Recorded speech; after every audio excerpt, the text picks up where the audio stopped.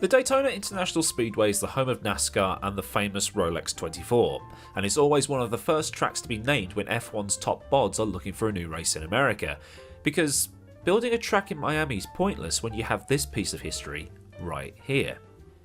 But some might say that the track is a bit boring. It's flat, it's got two bankings, you have the bus stop that breaks up the back straight before turns 2 and 3 or 3 and however they name them, and that coat hanger shaped infield section doesn't really do much for some. There's also the fear of there being Indianapolis 2005 2.0 if a Pirelli goes bang in one of the absolutely mammoth 31-degree banks that F1 cars will be taking at about 200 miles an hour.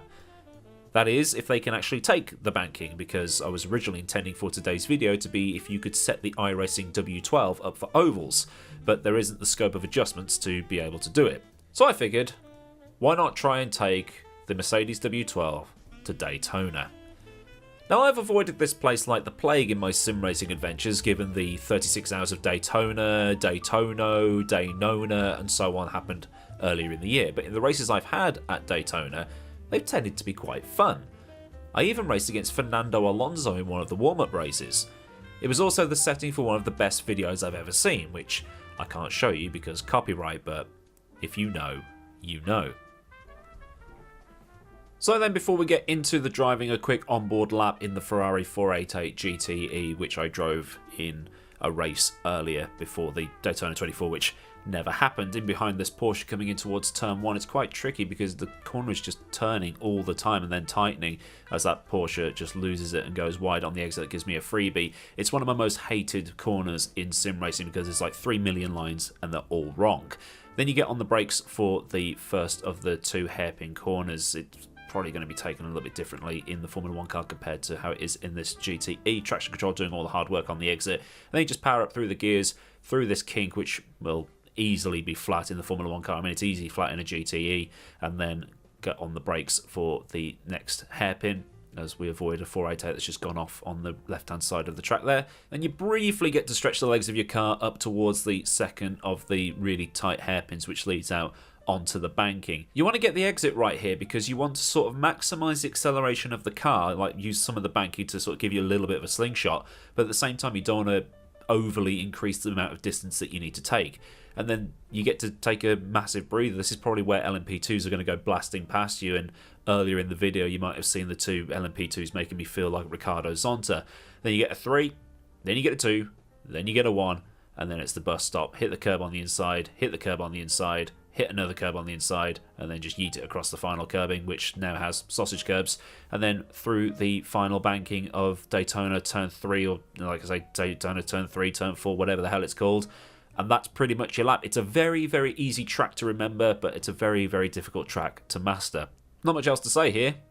That is literally it. That is literally a lap. So GTEs like 143s, 144s, that kind of thing. Pretty easy. So without further ado, let's get it out on track.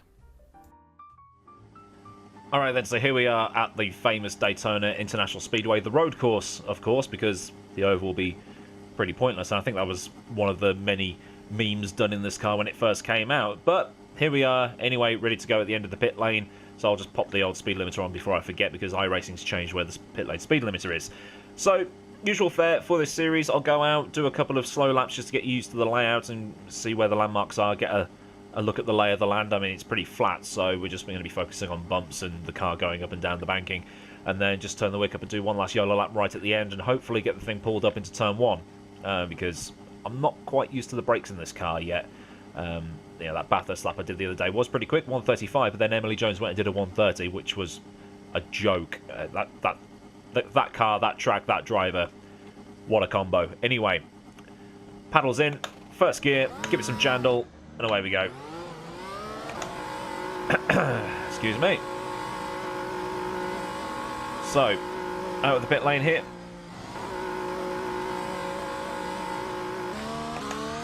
Give it some beans on the exit.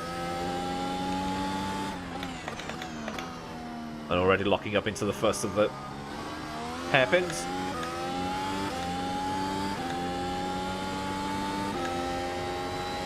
Just love how the steering just weights up when the downforce is on. It's a little bit lighter through that slower corner. But your experience of... Bloody hell, your experience of sim racing does change with a direct drive. And getting onto the banking, not too difficult. I was expecting the front to ground out, but it's not grounding out on the banking either. 31 degrees here.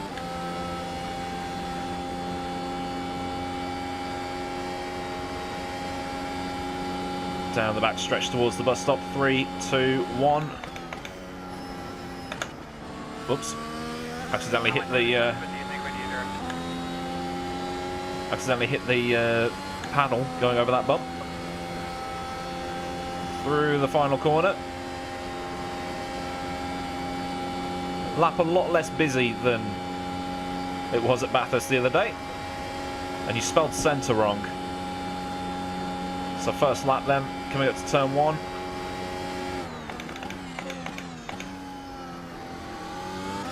Something like that, I don't know. Like I say, I'm not a professional iRacer.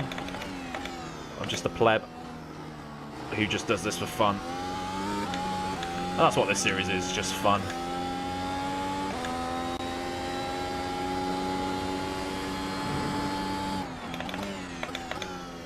Probably braking way too early, just not used to the brakes. This part of the track very bumpy. Down to third. Look at that, you can see the wheel just shaking in my hands. I don't know if that's coming through on camera or not.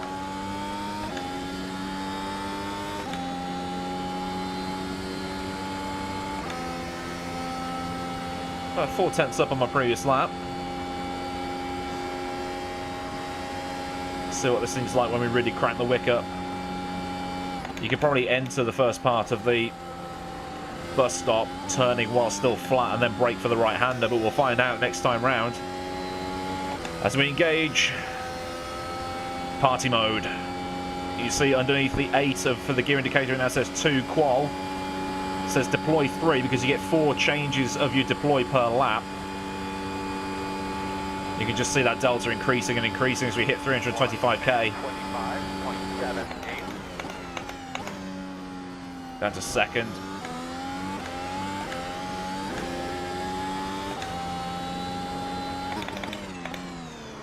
Down to third because we're using the higher deploy mode. Just understeered quite a bit through that.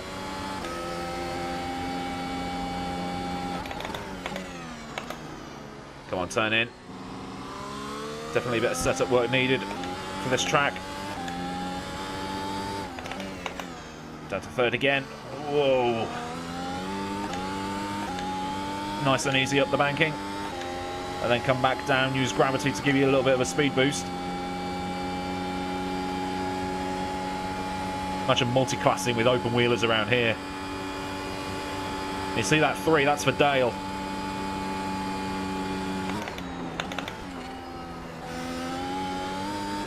Almost.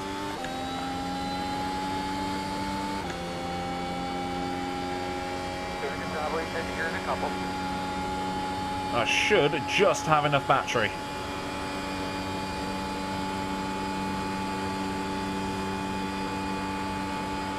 1-0. Ran out just on the line. Went 2 seconds quicker. So let's charge this bad boy back up. See if I can get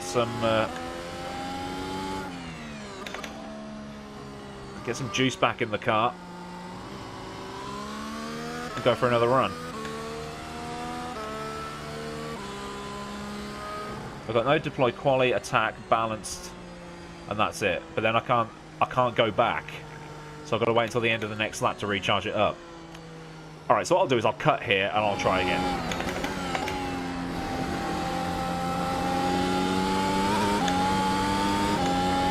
All right, one last attempt. Quali mode.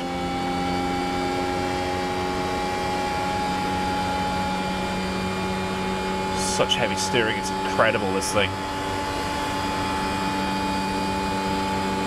I'll try and spot my braking. 1 minute 26, 27, 6, 4. Bit of a lock up.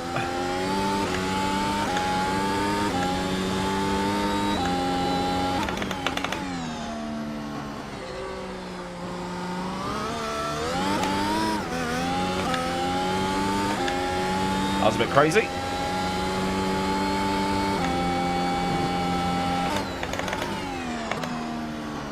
Oh my god.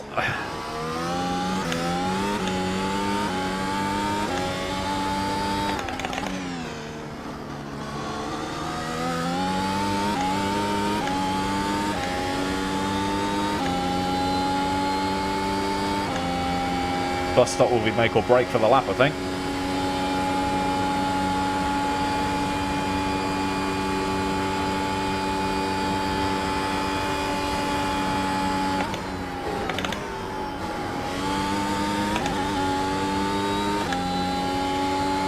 There's probably a faster way through there.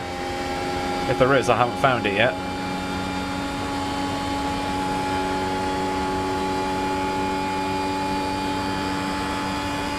Take the inside line all the way to the end. There we go.